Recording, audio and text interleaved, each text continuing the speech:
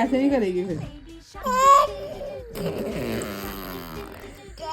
ओए ये क्या हो रहा है, गंदा काम। हाँ थूक के गई यार। तो दोनों साथ थूक निकालते हैं। वहाँ अकेली करेगी। अच्छा निकल भी रहा।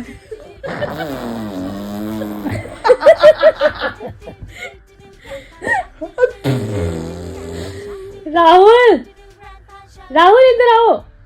करो। करो तो दोबारा करो इधर।